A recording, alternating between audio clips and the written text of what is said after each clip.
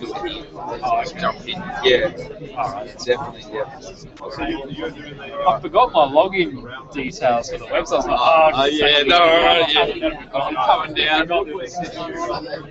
Alright, that's broadcasting. That's cool. So we're on the net somewhere. I don't have anything taller to whack it off. Maybe the bread. I juggle onto the bread. There we go. There you go. Balance. Cool.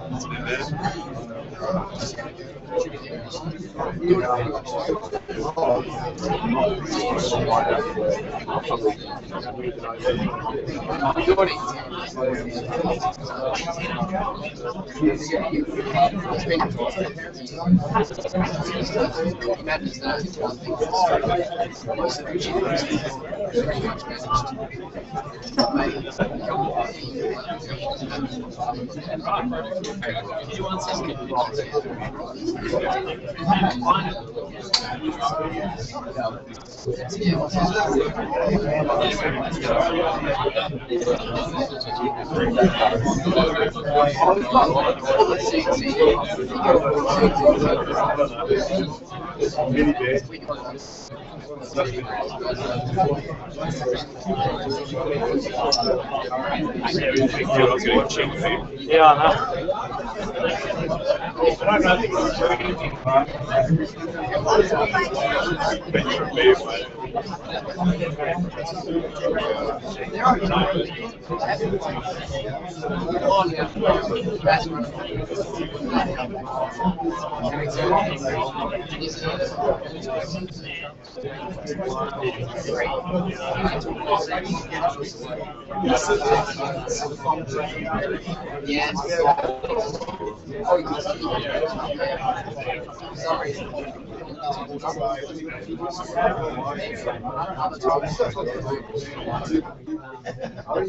The main issue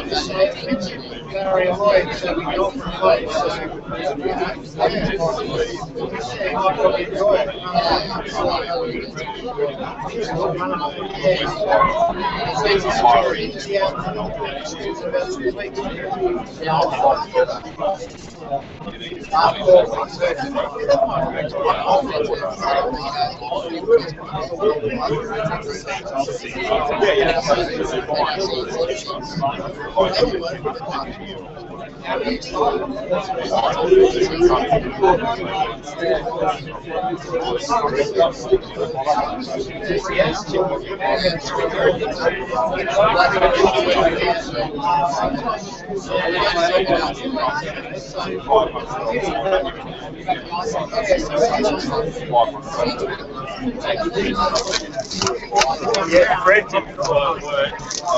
You meant to fix it. It's not a $5 order anymore, but now it's $25,000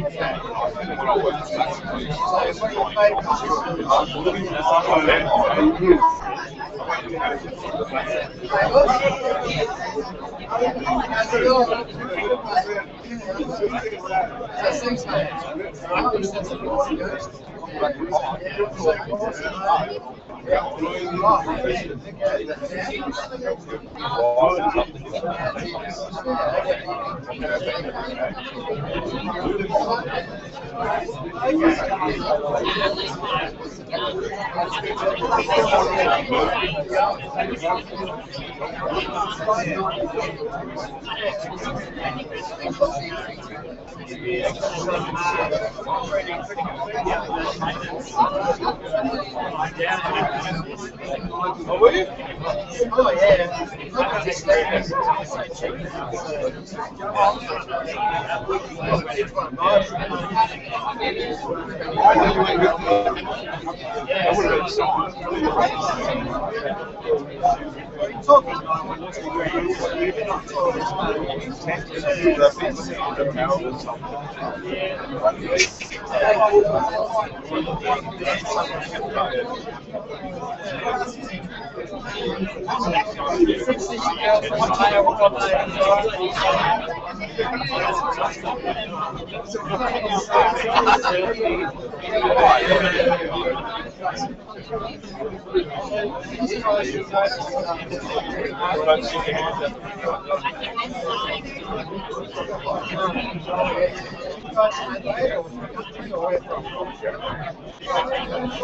Yeah, brilliant.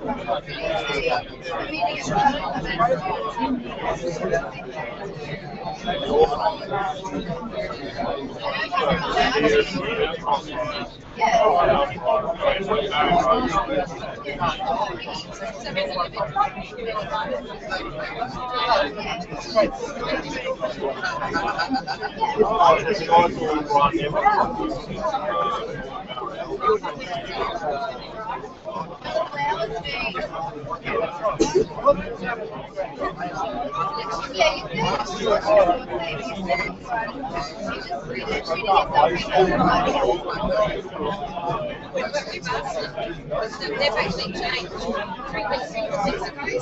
They changed it. Gave us that much notice to say they're changing it. They've only given us a few weeks' notice and then changed it, and then we've had 5 weeks, and it's 2 days. But we are, because it doesn't like our right.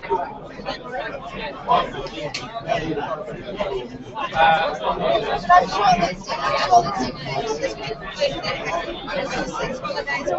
people that are actually being on that have actually booked holidays in advance. We have to change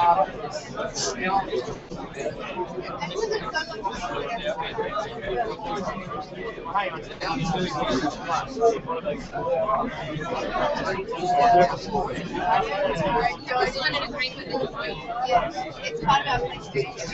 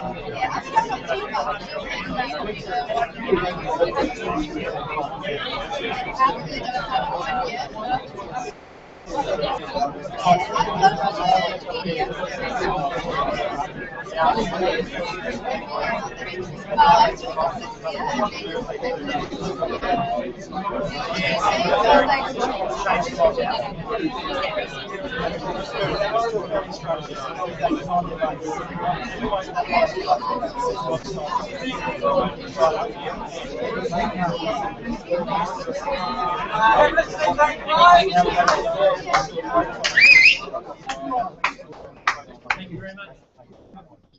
On behalf of DATTA SA, I'd like to welcome you all here at Heathfield High School too, for our venue for our workshop. It's great to see so many people here, and I'd like to congratulate you for coming along. I'd like to introduce you to Daniel Seymour from Heathfield, who's going to be our host tonight. And Daniel's got a few things to talk about. He'll talk about the evening and what we're going to be doing, and also got some other people that are going to have a bit of a chat. So over to you, Daniel. Thank you. I'm actually, first things first, going to hand it over to Alistair Brown, our principal. We'd just like to welcome you here, give you a run through what it is that we do at Heathfield and maybe how we approach things a little differently, and then we'll get into exploration about our technology subject offerings and the little breakout sessions as well, which I think that goes. Okay, thanks. I want to add my welcome to you as well. Heathfield is a school that I've had a long association with. I've been here 23 years. So I've kind of seen some massive changes and been a pretty significant part of that. But Dan and I were talking beforehand. We thought it was probably wise to explain why some things are different when you go around the school. Because you will see that, for example, we don't have a metalwork area with welding bays, etc. We've got a carpentry metalwork area. And that's been a pretty significant shift in the way we go about things. So I wanted to just briefly give you a little bit of our history. Around about 6 years ago, we were looking at what we were doing and starting to really pick out, are we doing the best we can for the kids that go to the school? And for a particular day, we say basically stalked a child. Once they got off the bus, stayed with them for the day, and got blown away by the fact that they were going at 40-minute lessons, and they were rushing between lesson and lesson and lesson. And I sat in this maths lesson, and the teacher did this fantastic job of showing them how to use Excel spreadsheets to actually then generate graphs and collate tables. We went into a science lesson, and they did a cooling naphthalene experiment, and they had to then, as the teacher said, draw up a table and then a graph showing the cooling of naphthalene. And they all got out graph paper and started doing it. Yet 40 minutes earlier, they've been learning the other stuff. So it got us thinking about the fact that our kids were not making connections between the subjects that they were moving between. And so we attempted something different, and we took 3 teaching lines and we created a subject called Innovation and Future Studies. Why? Because it sounded different, it sounded like it was a little bit more exciting. But the idea was that we would connect 3 teachers together. A teacher who was passionate about science, a teacher who was passionate about maths, and a teacher who was passionate about technology. Rather than creating these 3 lines and giving it to some poor sucker who was passionate about maths, partially passionate about science, and vaguely passionate about technology. And the idea was that these teachers worked together and looked for those connections with the cohort of students. Now, we did that for a year, and what we found was that that group of students actually were turned on, and their success rate was huge. And it got us thinking, well, if we're doing this as some sort of special thing, why shouldn't we be doing this more broadly across our curriculum? So we actually made a major shift, and we decided that we would have 4 learning areas within the school. And that's what we currently have. So in year 8 and 9, we have 4 learning areas. One of them is called Advanced Technology. And that's maths, science, and technology. And I'll come back to that in a second. We have one called Global Learning, which is our English, S&E type subjects, and light. We have one that we call Responsible Living, which is our health, our PE and home ec, and then we have one called the arts. So there are our 4 learning areas, and the students have that on their timetable as a particular subject, and the group of teachers are then working to make the connections between those areas. Now, what that challenged us with in terms of advanced technologies was that advanced technologies did not actually involve dovetailing boxes that we would put pencils in that we've been doing for the last 20 years as part of our technology, because we could not find a lot of that happening outside of school. What we found was that our kids were being trained for a craft industry or a boutique industry, but not industry. So we went out to the suppliers of industry, and we went out to industry and said, look, what's happening out here that we should be looking at? And so as you go through the school this evening, what you'll see is that we've embraced that. We've maintained a number of traditional aspects, but we've also dumped some traditional aspects. And in many ways, it doesn't make you a popular person, because there are people who've been doing things for 20 or 30 years a particular way, and they've liked it. And it's the way that they've done things. And when you then start challenging that, it's very hard. And we made the call on it, and it's meant that some people chose to no longer be a part of this school. Others have chosen to be a part of it.